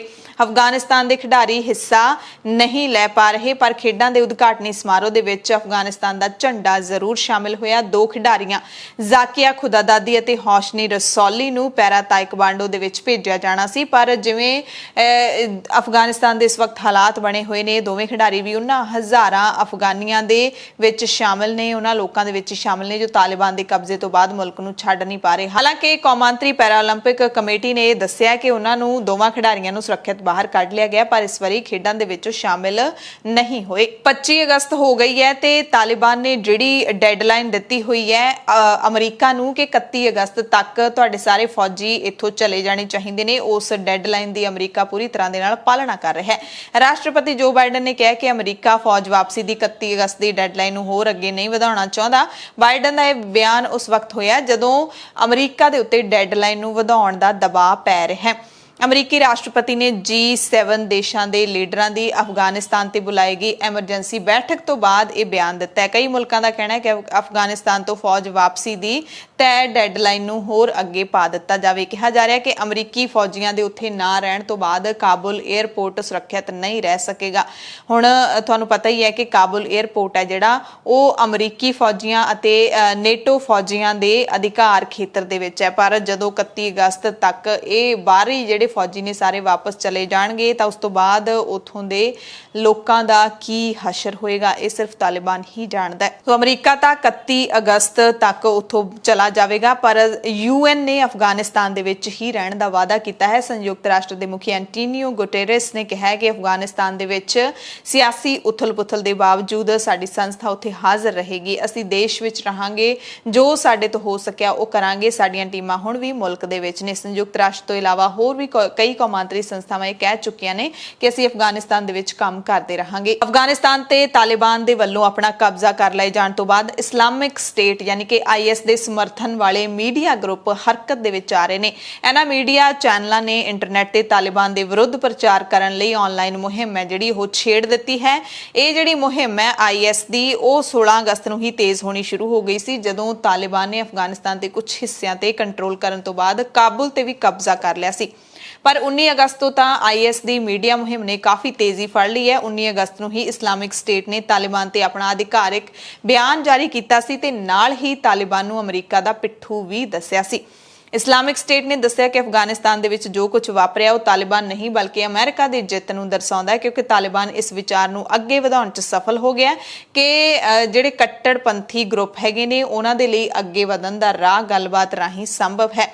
IS ਦੇ ਹਮਾਇਤੀ ਗਰੁੱਪਾਂ ਨੇ 16 ਅਗਸਤ ਤੋਂ ਲੈ ਕੇ ਹੁਣ ਤੱਕ 22 ਪ੍ਰੋਪੇਗੈਂਡਾ ਲੇਖ ਨੇ ਜਿਹੜੇ ਉਹ ਪਬਲਿਸ਼ ਕੀਤੇ ਨੇ ਜੋ ਕਿ ਜ਼ਿਆਦਾਤਰ ਪੋਸਟਰਾਂ ਦੇ ਰੂਪ 'ਚ ਨੇ। ਇਹਦੇ ਨਾਲ ਹੀ ਫ੍ਰੈਂਚ ਭਾਸ਼ਾ ਦੇ ਵਿੱਚ ਅਨੁਵਾਦ ਕੀਤੇ ਗਏ 3 ਪੋਸਟਰ ਵੀ ਨੇ। ਇਹਨਾਂ ਪੋਸਟਰਾਂ ਨੂੰ ਮੈਸੇਜਿੰਗ ਐਪ ਟੈਲੀਗ੍ਰਾਮ ਤੇ IS ਦੇ ਸਮਰਥਨ ਵਾਲੇ ਸਰਵਰ ਰੌਕਟ ਚੈਟ ਤੇ ਜਾਰੀ ਕੀਤਾ ਗਿਆ ਹੈ ਤੇ ਤਾਲਿਬਾਨ ਦੇ ਪੂਰਾ ਖਿਲਾਫ ਪ੍ਰਚਾਰ ਕੀਤਾ ਜਾ ਰਿਹਾ ਹੈ। IS ਜਿੱਥੇ ਤਾਲਿਬਾਨ ਨੂੰ ਅਮਰੀਕਾ ਦਾ ਪਪੇਟ ਦੱਸ ਰਿਹਾ ਹੈ, ਕਠਪੁਤਲੀ ਦੱਸ ਰਿਹਾ ਹੈ, ਉੱਥੇ ਹੀ ਅਲ ਕਾਇਦਾ ਨੇ ਤਾਲਿਬਾਨ ਨੂੰ ਵਧਾਈ ਦਿੱਤੀ ਹੈ। ਅਲ ਕਾਇਦਾ ਨੇ ਤਾਲਿਬਾਨ ਨੂੰ ਅਫਗਾਨਿਸਤਾਨ ਤੇ ਮੁੜ ਕਬਜ਼ਾ ਕਰਨ ਦੀ ਵਧਾਈ ਦਿੱਤੀ। ਅਲ ਕਾਇਦਾ ਦੀ ਦੱਖਣ ਏਸ਼ੀਆ ਇਕਾਈ ਨੇ ਬਿਆਨ ਜਾਰੀ ਕਰਕੇ ਅਫਗਾਨਿਸਤਾਨ ਦੇ ਵਿੱਚ ਤਾਲਿਬਾਨ ਦੇ ਕੰਟਰੋਲ ਦਾ ਕਬਜ਼ੇ ਦਾ ਜਿਹੜਾ ਸਵਾਗਤ ਕੀਤਾ ਹੈ। ਅਲ ਕਾਇਦਾ ਇਨ ਇੰਡੀਅਨ ਸਬਕੌਂਟੀਨੈਂਟ ਨਾਮ ਵਾਲੇ ਇਸ ਗਰੁੱਪ ਨੇ ਆਪਣੇ ਵਧਾਈ ਸੁਨੇਹੇ ਦੇ ਵਿੱਚ ਦੁਆ ਕੀਤੀ ਹੈ ਕਿ ਤਾਲਿਬਾਨ ਅਫਗਾਨਿਸਤਾਨ ਦੇ ਵਿੱਚ ਕਾਮਯਾਬੀ ਨਾਲ ਸ਼ਰੀਆ ਕਾਨੂੰਨ ਲਾਗੂ ਕਰ ਸਕੇ। ਉਰਦੂ ਭਾਸ਼ਾ ਵਿੱਚ ਲਿਖੇ ਇਸ ਬਿਆਨ ਨੂੰ ਅਲ ਕਾਇਦਾ ਦਾ ਸਮਰਥਨ ਕਰਨ ਵਾਲੇ ਇੱਕ ਚੈਨਲ ਨੇ ਮੈਸੇਜਿੰਗ ਐਪ ਟੈਲੀਗ੍ਰਾਮ ਤੇ 23 ਅਗਸਤ ਨੂੰ ਸਾਂਝਾ ਕੀਤਾ ਸੀ। ਅਫਗਾਨਿਸਤਾਨ ਦੀਆਂ ਇਹਨਾਂ ਅਪਡੇਟਸ ਦੇ ਦਰਮਿਆਨ ਭਾਰਤ ਦੀ ਸਾਬਕਾ ਕੇਂਦਰੀ ਮੰਤਰੀ ਹਰਸਿਮਰਤ ਕੌਰ ਬਾਦਲ ਨੇ ਪ੍ਰਧਾਨ ਮੰਤਰੀ ਨਰਿੰਦਰ ਮੋਦੀ ਅਤੇ ਗ੍ਰਹਿ ਮੰਤਰੀ ਅਮਿਤ ਸ਼ਾਹ ਨੂੰ ਅਪੀਲ ਕੀਤੀ ਹੈ ਕਿ ਅਫਗਾਨਿਸਤਾਨ ਤੋਂ ਆ ਰਹੇ ਹਿੰਦੂ ਅਤੇ ਸਿੱਖਾਂ ਦੇ ਭਾਰਤ ਵਿੱਚ ਮੁੜ ਵਸੇਬੇ ਨੂੰ ਸੁਖਾਲਾ ਬਣਾਇਆ ਜਾਵੇ। ਨਾਲ ਹੀ ਉਹਨਾਂ ਨੇ ਅਫਗਾਨਿਸਤਾਨ ਤੋਂ ਸ਼੍ਰੀ ਗੁਰੂ ਗ੍ਰੰਥ ਸਾਹਿਬ ਜੀ ਦੇ ਪਾਵਨ ਸਰੂਪ ਵੀ ਭਾਰਤ ਲਿਆਉਣ ਦੀ ਅਪੀਲ ਕੀਤੀ ਹੈ। ਹਰਸਿਮਰਤ ਨੇ ਟਵੀਟ ਕੀਤਾ ਕਿ ਸਾਨੂੰ ਅਫਗਾਨਿਸਤਾਨ ਦੇ ਵਿੱਚ ਸਿਰਫ ਹਿੰਦੂ ਤੇ ਸਿੱਖ ਭਰਾਵਾਂ ਨੂੰ ਮੌਤ ਤੋਂ ਹੀ ਨਹੀਂ ਬਚਾਉਣਾ ਚਾਹੀਦਾ, ਸਗੋਂ ਉਹਨਾਂ ਨੂੰ ਇੱਥੇ ਰਹਿਣ ਦੀ ਥਾਂ ਵੀ ਦੇਣੀ ਚਾਹੀਦੀ ਹੈ ਕਿਉਂਕਿ ਇਹ ਉਹਨਾਂ ਦੀ ਆਪਣੀ ਧਰਤੀ ਹੈ। ਮੈਂ ਪ੍ਰਧਾਨ ਮੰਤਰੀ ਤੇ ਗ੍ਰਹਿ ਮੰਤਰੀ ਨੂੰ ਬੇਨਤੀ ਕਰਦੀ ਹਾਂ ਕਿ CAA ਵਿੱਚ ਸੋਧ ਕਰਕੇ ਉਹਨਾਂ ਦੇ ਪਹਿਲਤਾ ਦੇ ਆਧਾਰ ਤੇ ਮੁੜ ਵਸੇਬੇ ਨੂੰ ਸੁਖਾਲਾ ਬਣਾਇਆ ਜਾਵੇ, ਕਿਉਂਕਿ ਸਾਨੂੰ ਸਿਰਫ ਜ਼ਿੰਦਗੀਆਂ ਜਾਣ ਦਾ ਹੀ ਡਰ ਨਹੀਂ ਹੈ, ਬਲਕਿ ਉੱਥੇ ਜਿਹੜੇ ਦੁਰਲੱਭ ਸ਼੍ਰੀ ਗੁਰੂ ਗ੍ਰੰਥ ਸਾਹਿਬ ਜੀ ਦੇ ਹੱਥ ਲਿਖਤ ਪਾਵਨ ਸਰੂਪ ਨੇ ਉਹਨਾਂ ਦੇ ਵੀ ਗੁਆਚੇ ਜਾਣ ਦਾ ਡਰ ਹੈ। ਅਫਗਾਨਿਸਤਾਨ ਦੀਆਂ ਅਪਡੇਟਸ ਤੋਂ ਬਾਅਦ ਚੀਨ ਤੋਂ ਖਬਰ ਹੈ, ਚੀਨ ਦੇ ਵਿੱਚ ਰਾਸ਼ਟਰਪਤੀ ਸ਼ੀ ਜਿਨਪਿੰਗ ਦੀ ਸਿਆਸੀ ਵਿਚਾਰਧਾਰਾ ਹੁਣ ਕੌਮੀ ਪਾਠਕ੍ਰਮ ਦੇ ਵਿੱਚ ਸ਼ਾਮਿਲ ਕੀਤੀ ਜਾਏਗੀ, ਯਾਨੀ ਕਿ ਬੱਚਿਆਂ ਨੂੰ ਹੁਣ ਸ਼ੀ ਜਿਨਪਿੰਗ ਦੀ ਸਿਆਸੀ ਵਿਚਾਰਧਾਰਾ ਦੇ ਬਾਰੇ ਸਿਲੇਬਸ ਦੇ ਵਿੱਚ ਪੜ੍ਹਾਇਆ ਜਾਏਗਾ। ਚੀਨ ਦੇ ਸਿੱਖਿਆ ਮੰਤਰਾਲੇ ਨੇ ਕਿਹਾ ਕਿ ਸ਼ੀ ਜਿਨਪਿੰਗ ਵਿਚਾਰਧਾਰਾ ਨਾਲ ਜਿਹੜੇ ਬੱਚੇ ਹੈਗੇ ਨੇ, ਅੱਲੜ ਹੈਗੇ ਨੇ, ਉਹਨਾਂ ਦੇ ਵਿੱਚ ਮਾਰਕਸਵਾਦੀ ਸੋਚ ਹੈ ਜਿਹੜੀ ਉਹ ਪਨਪੇਗੀ, ਉਹ ਆਪਣਾ ਵਿਕਾਸ ਕਰੇਗੀ ਬੱਚਿਆਂ ਦੇ ਵਿੱਚ। ਇਸ ਵਿਚਾਰਧਾਰਾ ਨੂੰ ਪਹਿਲ ਦੇ ਆਧਾਰ ਤੇ ਸਕੂਲਾਂ ਤੋਂ ਲੈ ਕੇ ਯੂਨੀਵਰਸਿਟੀਆਂ ਤੱਕ ਦੇ ਸਿਲੇਬਸ ਦੇ ਵਿੱਚ ਸ਼ਾਮਿਲ ਕੀਤਾ ਜਾਏਗਾ। ਰਾਸ਼ਟਰਪਤੀ ਸ਼ੀ ਜਿਨਪਿੰਗ ਦੀ ਸੱਤਾਧਾਰੀ ਕਮਿਊਨਿਸਟ ਪਾਰਟੀ ਦੀ ਭੂਮਿਕਾ ਸਮਾਜ ਵਿੱਚ ਵੱਖ-ਵੱਖ ਖੇਤਰਾਂ ਦੇ ਵਿੱਚ ਮਜ਼ਬੂਤ ਕਰਨ ਦੀ ਇਹ ਹਾਲੀਆ ਕੋਸ਼ਿਸ਼ ਹੈ, ਯਾਨੀ ਕਿ ਚੀਨ ਦੇ ਹੁਣ ਜਿਹੜੇ ਬੱਚੇ ਹੈਗੇ ਨੇ, ਜਵਾਨ ਹੈਗੇ ਨੇ, ਅੱਲੜ ਹੈਗੇ ਨੇ, ਸਭ ਨੂੰ ਹੁਣ ਮਾਰਕਸਵਾਦ ਪੜ੍ਹਾਇਆ ਜਾਵੇਗਾ ਤਾਂ ਕਿ ਉਹ ਧਰਮ ਤੋਂ ਬਿਲਕੁਲ ਟੁੱਟ ਜਾਣ ਅਤੇ ਜਿਹੜਾ ਤਰਕਵਾਦੀ ਬਣ ਜਾਣ। ਇਹ ਕੋਸ਼ਿਸ਼ ਚੀਨ ਦੀ ਸਰਕਾਰ ਨੇ ਸ਼ੁਰੂ ਕਰ ਦਿੱਤੀ ਹੈ। ਅਗਲੀ ਖਬਰ ਵਾਸ਼ਿੰਗਟਨ ਤੋਂ ਹੈ। ਅਮਰੀਕਾ ਦੇ ਵਿੱਚ ਭਾਰਤੀ ਰਾਜਦੂਤ ਤਰਨਜੀਤ ਸਿੰਘ ਸੰਧੂ ਨੇ ਰਾਜਧਾਨੀ ਵਾਸ਼ਿੰਗਟਨ ਦੇ ਵਿੱਚ ਕੌਂਸਲਰ ਸੇਵਾ ਕੇਂਦਰ ਦਾ ਉਦਘਾਟਨ ਕੀਤਾ, ਜਿਹਦੇ ਨਾਲ ਅਮਰੀਕਾ ਦੇ ਵਿੱਚ ਭਾਰਤੀ ਭਾਈਚਾਰੇ ਨੂੰ ਲਾਭ ਹੋਵੇਗਾ। ਪਹਿਲਾਂ ਇਹ ਕੇਂਦਰ ਕੋਵਿਡ-19 ਦੀ ਵਿਸ਼ਵ ਵਿਆਪੀ ਮਹਾਮਾਰੀ ਦੇ ਕਾਰਨ ਸਿਰਫ ਆਨਲਾਈਨ ਸੇਵਾਵਾਂ ਦੇ ਰਿਹਾ ਸੀ ਤੇ ਹੁਣ ਇਹ ਸਿੱਧਾ ਹੀ ਲੋਕਾਂ ਨਾਲ ਸੰਪਰਕ ਕਰੇਗਾ। ਸੰਧੂ ਨੇ ਕਿਹਾ ਕਿ ਭਾਰਤੀ ਦੂਤਘਰ ਅਤੇ ਕੌਂਸਲੇਟ ਭਾਰਤੀ ਅਮਰੀਕੀ ਭਾਈਚਾਰੇ ਤੇ ਅਮਰੀਕੀ ਨਾਗਰਿਕਾਂ ਨੂੰ ਹਰ ਸੰਭਵ ਸਹਾਇਤਾ ਦੇਵੇਗਾ। ਐਮਰਜੈਂਸੀ ਬੁਲੇਟਿਨ ਦੇਖਣ ਵਾਲੇ ਸਾਰੇ ਦਰਸ਼ਕਾਂ ਦਾ ਧੰਨਵਾਦ।